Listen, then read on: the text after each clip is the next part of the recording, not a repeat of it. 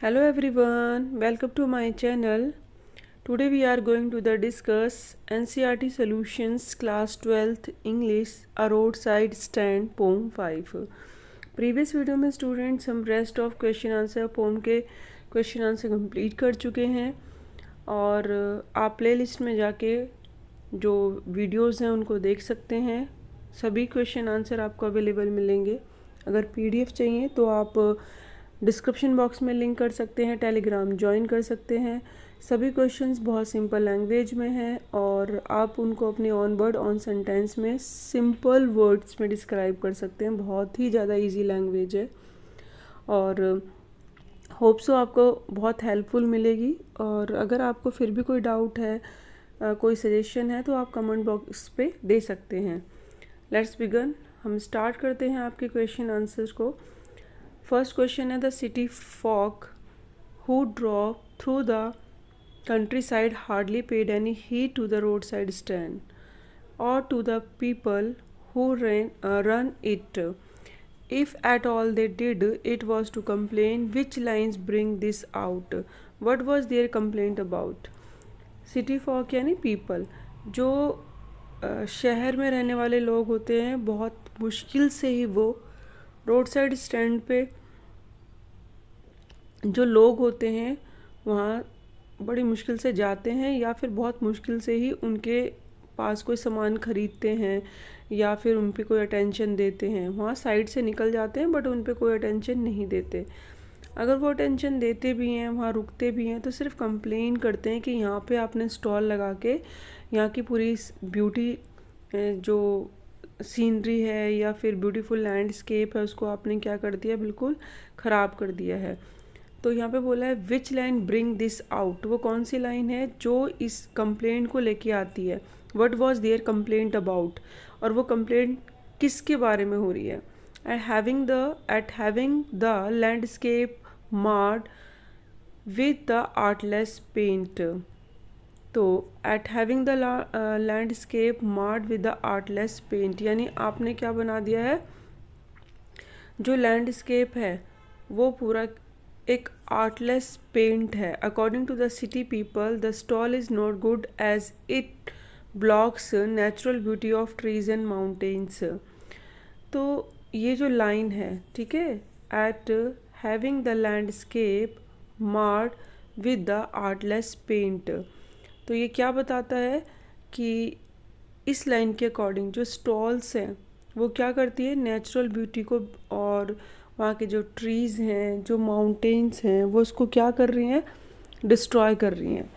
तो यहाँ पे जो कहने का मतलब है, पॉइंट जो इसमें समझाने की कोशिश कर रहा है, वो ये कहता है कि जो शहर में लोग रहते हैं या फिर वहाँ से निकलते हैं, रोड पे जो स्टॉल लगती हैं उन पे उनको उनसे कोई लेना देना नहीं होता है।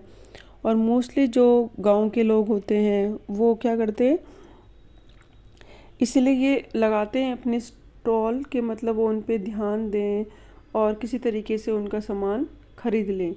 लेकिन कोई भी बहुत ही रेयर होता है कि वो कुछ अर्न कर पाएँ या वहाँ से कुछ उनको बेनिफिट मिले, तो ये चांसेस कम होते हैं। तो यहाँ उनकी एक निराशा बताई है, यानी जो ये स्पॉइल कर देती है लैंडस्केप जो है विद द आर्टलेस पेंट जो उन्होंने वहाँ स्टॉल के लिए बनाया हुआ है। तो दैट मीन्स मार्ड मीन्स क्या होता है, मतलब किसी चीज़ को हम डैमेज कर देते हैं।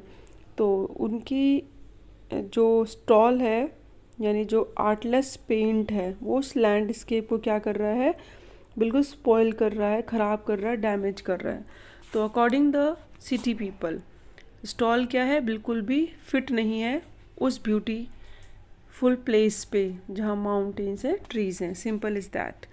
वट वॉज द प्ले यानी request of folk who had put up the road side stand, जो रोड साइड स्टैंड पे जिन्होंने स्टॉल लगाई है वो क्या रिक्वेस्ट कर रहे हैं, ठीक है। तो the plea of the folk who had put up the road side stand was to call the passenger moving from that road and to request them to buy some fruits from him so that he could earn some money to run his family.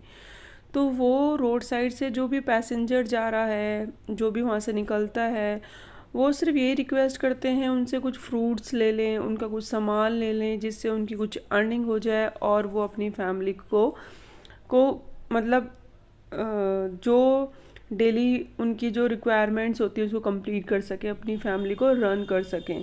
ठीक है, जो basic amenities हैं वो complete कर सके अपनी family की। तो अर्निंग सोर्सेज तो उनका स्टॉल से ही चल रहा है। स्टॉल का जो सामान है, अगर पैसेंजर खरीदेंगे तभी तो, क्योंकि स्टॉल कहाँ लगी हुई है? रोड पे, और रोड पे निकलने वाले लोग ही उसको खरीद सकते हैं। तो वो बहुत ही ज़्यादा मतलब उनकी एक अभिलाषा कह लो, डिज़ायर कह लो, कि वो वहाँ पे खड़े हुए हैं और वो देख रहे हैं कि कोई तो रुके, कोई तो रुके। बट बहुत ही रेयर होता है कि वहाँ पे कोई रुकता है उस स्टॉल के पास और कुछ सामान लेता है। नेक्स्ट क्वेश्चन है, the government and the other social service agencies appeal to help to the poor rural people but actually do them no good. Pick out the words and phrases that the poet uses to show their double standards. Government जो है mostly social services agencies होती हैं, वो बहुत ज़्यादा promise करती हैं गांव में रहने वाले जो लोग होते हैं कि भी हम तुम्हारे लिए ये करेंगे। और मोस्टली आपने इलेक्शन के टाइम पे देखा होगा, जो लीडर्स होते हैं वो भी बहुत ज़्यादा एक स्कीम्स लेके आते हैं पुअर लोगों के लिए, या विलेजर्स, या ऐसे जो स्टॉल्स वाले होते हैं, और फिर उसके बाद भूल जाते हैं, उनकी सिचुएशन कभी चेंज नहीं होती है। और तो यहाँ पे वो पूछ रहे हैं पोएट कि वो ऐसे, मतलब पोएट ने कौन से ऐसे वर्ड यूज़ करें जिससे पता चलता है कि वो गवर्नमेंट भी और या सोशल एजेंसीज भी ऐसे पुअर रूरल पीपल्स की हेल्प नहीं कर पाती हैं। The poet explain how the government and the social service agencies deceive the poor rural people by giving them hope of doing something good. तो यहाँ कुछ क्वेश्चन से देख के आप हमेशा सेंटेंस लिख सकते हो. After that you can start your on sentence. उसके बाद आप अपना सेंटेंस लिख सकते हो, जैसे मैंने क्वेश्चन यहाँ से स्टार्ट किया. और ना भी यूज़ करो, आप अपना खुद का सेंटेंस भी बना सकते हो. क्वेश्चन से भी स्टार्टिंग कर सकते हो और अपना खुद का भी सेंटेंस से स्टार्ट कर सकते हो. तो यहाँ पे बोलता है कि मोस्टली जो पुअर रूलर हैं, ठीक है, तो उनको सिर्फ क्या बोली जाती है, एक आशा दी जाती है कि भाई हाँ ठीक है, हम तुम्हारे लिए कुछ कर देंगे. बट उनको धोखा ही मिलता है, क्योंकि कोई भी उन अपने वादे जो है पूरा नहीं करता है. प्रॉमिसेस तो होते हैं बट हमेशा बहकाने वाले होते हैं. डिसीव यानी बहकाना, किसी को मिसगाइड करना, लाइक दिस, ऐसे उनके साथ प्रॉमिसेस होते हैं जो उनके लिए अच्छे प्रॉमिसेस किए जाते हैं बट वो कहीं भी कंप्लीट नहीं हो पाते. When time comes to meet the promises, जब प्रॉमिसेस को कंप्लीट करने का टाइम आता है, दे फॉरगेट दैम और जस्ट फुलफिल सेल्फ मोटिव्स. और वो क्या करते हैं, अपना सारे प्रॉमिसेस को भूल जाएंगे और अपने जो प्रॉफिट होता है सिर्फ उसको ध्यान रखते हैं. अपना खुद का मोटिव सबसे पहले रखते हैं कि हमें किस चीज़ से प्रॉफिट होने वाला है. The poet uses the phrases. इसमें कुछ फ्रेजेस हैं जो वो यूज़ कर रहे हैं, जैसे greedy good doers and beneficent beast of prey, and to refer to such people as they tend to prey on the needs of the poor rural people. तो ये कुछ फ्रेजेस हैं, कुछ वर्ड्स हैं जो उन्होंने यूज़ किए हैं इसके अंदर, जिससे पता चलता है कि गवर्नमेंट एजेंसीज अपने प्रॉमिसेस जो करती हैं वो फॉल्स होते हैं. और what is the childish longing. Childish longing क्या होता है, that the poet refers to why is it vain. Childish longing यानी जैसे कि एक बिहेव होता है, बच्चे जैसा बिहेव करना, तो उसको हम बोलेंगे. तो जो रॉबर्ट फ्रॉस्ट है वो इसको क्यों यूज़ कर रहा है वर्ड को, मतलब उसका किस लाइन से रेफर है, वो ऐसा क्यों करता है, तो वो ही समझाने की कोशिश करी है कि वो एक उम्मीद लगाते हैं जैसे, ठीक है, तो वो उम्मीद लगाते हैं शहर के लोगों से या फिर जो वहाँ से निकलते हैं. तो उनकी उम्मीद किससे होती है, इन्हीं लोगों से कि भाई इनका सामान खरीदेंगे. तो उनकी उम्मीद लगाना तो बेकार हो जाता है ना. कैसे बेकार होता है, क्योंकि कोई उनका सामान लेने आता ही नहीं है. कोई मतलब बहुत ही चांस होता है कि कोई रुकेगा वो चलती हुई गाड़ी में से और उनकी स्टॉल पे कोई सामान खरीदेगा. तो जिसकी वजह से क्या होता है कि उनको ऐसा लगता है कि ये तो सब फिर वेस्ट ही है. तो दैट मीन्स कि जो कस्टमर्स हैं जो रोड साइड स्टॉल लगाते हैं, ठीक है, तो कस्टमर्स का वेट करते हैं। कौन? वो वेट करना उनका एक चाइल्डिश दिखाता है, चाइल्डिश लॉगिंग, यानी उनकी जो थिंकिंग है, बच्चों वाली थिंकिंग दिखाई है, जो कि बिल्कुल व्यर्थ है, बचकाना लालसा, यानी एक ऐसी जिद करना कि या ऐसी सोच रखना कि वो कंप्लीट ना हो। They always expect customers and wait for them, वो वेट करते हैं कि कोई रुकेगा। विंडो, उनकी जो विंडो है स्टॉल के उधर जो लगी हुई है, are always kept open to attract them, वो हमेशा ओपन करके रखते हैं कि कोई आएगा, इस तरफ उसका ध्यान अट्रैक्ट होगा। It is vain because on no one stops there to purchase fruits from him, लेकिन कोई भी नहीं रुकता और उनका वेस्ट होता है, उनके लिए वेस्ट होता है सारा जितना भी एफर्ट होता है। तो दैट मीन्स पोएट रेफ़र करता है इस वर्ड को चाइल्डिश से, यानी ऐसी एक आशा लगाना जो कंप्लीट नहीं होगी, बच्चों वाली जो जिद होती है या बच्चों वाली सोच होना। Which line tell us about the insufferable pain that the poet feels at the thought of the plight of the rural poor, वो कौन सी लाइन है जिससे पता चलता है कि पोएट को भी बहुत ज़्यादा पेन हो रहा है ये सब सिचुएशन देखे, कोई वहाँ रुकता नहीं है, उल्टा कंप्लेंट्स करते हैं, उनके दर्द तकलीफ़ को कोई नहीं समझ रहा। वो कौन सी लाइन है?